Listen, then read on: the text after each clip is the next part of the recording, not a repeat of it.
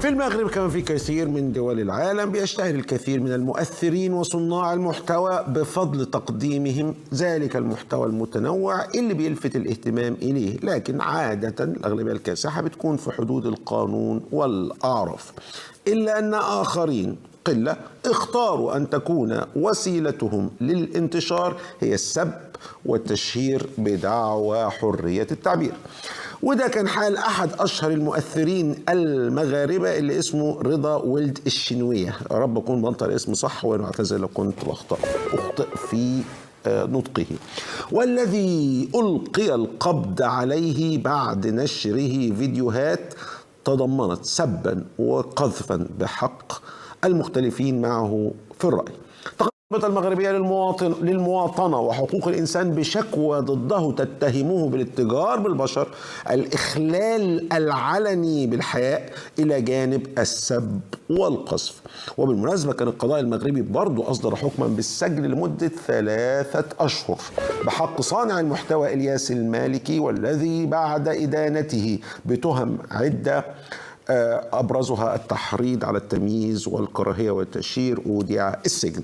إذن يبدو أن مؤسسات الدولة في المغرب تنتفض لحماية أفراد المجتمع، لكن الموضوع محتاج رؤية أوسع. يسعدني أن يكون معي من الرباط الدكتور العباس الوردي، أستاذ القانون العام بجامعة محمد الخامس بالرباط. أهلا بحضرتك معنا، ونبدأ بأول سؤال. لأي مدى هذه الظاهرة منتشرة في المجتمع المغربي، اللي هو أن يخرج بعض البلوجرز ولا اليوتيوبرز او اي مكان اسمائهم عن المألوف، سواء بحكم القانون او المألوف بحكم العرف؟ تفضل يا فندم. شكرا اخي الكريم على الاستضافه. بدايه الظاهره هي ظاهره كونيه، هؤلاء البلوجرز او اليوتيوبرز او المؤثرين كما يسمون انفسهم، هي مساله مرتبطه بالتكنولوجيات الحديثه وتوسع رقعتها على مستوى البنيه الدوليه، والتي يشكل المغرب جزءا لا يتجزا منها. ولكن لاحظنا هذه السنن الاخيره على ان هناك تطاول على الحياه الفرديه والجماعيه للفرد وكذلك المجتمع، سب قذف، كذلك بعض الجرائم المصنفه ضمن خانه القانون الجنائي وغيرها من البنى التي يفصل فيها القضاء الذي هو مستقل عن السلطه التشريعيه والتنفيذيه، وتصدر فيها مجموعه من الاحكام التي لا يمكننا ان نعتبر من خلالها على انها تردع اليوتيوبر او البلوجرز، ولكن هناك حدود مرتبطه بخدش الحياء العام وكذلك بالنظام الذي يحكم العادات وكذلك التقاليد وكذلك مأسسة هذه البنية. نتحدث عن أن الحكومة قد أشارت قبل ذلك إلى أن هذا صناع المحتوى وهذه البنية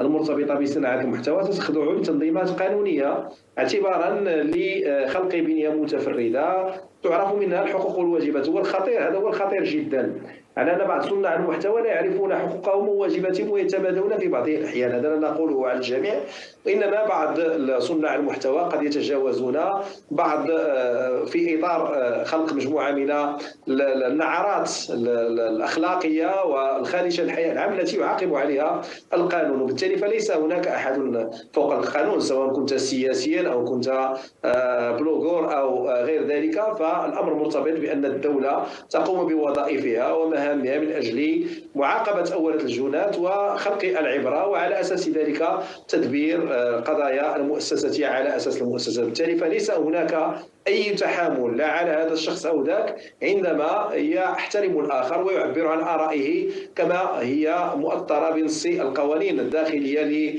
للمملكة المغربية، عطفا على المواثيق الدولية وكذلك القانون الدولي الذي يؤطر هذه الحقوق. وبالتالي فأعتقد على أنه من الأمور المستعجلة التي يجب أن تؤخذ بعين الاعتبار في هذه الآونة الأخيرة بالذات، هو أن يوجد هناك تقنين لهذه البنية، لأنها طفرة لها إيجابياتها كما لها سلبياتها.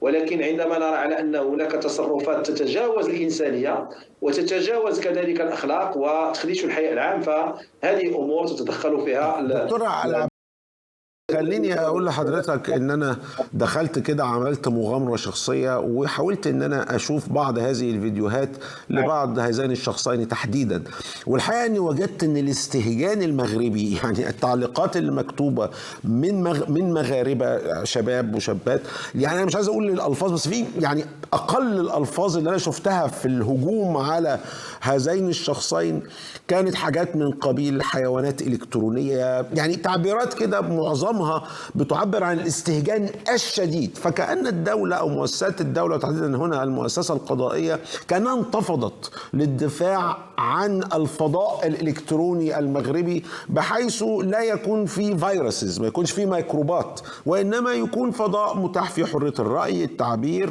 في حدود القانون وفي حدود الأعراف والتقاليد. هل أنا فاهم صح؟ نعم أكيد نعم أخي الكريم، أنت على صدق، لأن المملكة المغربية لها أعرافها ولها تقاليدها ولها ثقافتها. نحن عرب مسلمون، نؤطر المجال اعتبارا لديانتنا ولكذلك عاداتنا وتقاليدنا ونحترم الاختلاف. نحن لسنا لا يهودي ولا نصراني ولا عبري ولا غير ذلك، ولكن ألا تخدش الحياء العام وألا تصرف بعض الأمور التي تؤثر على الحياء العام وعلى البنية الاجتماعية.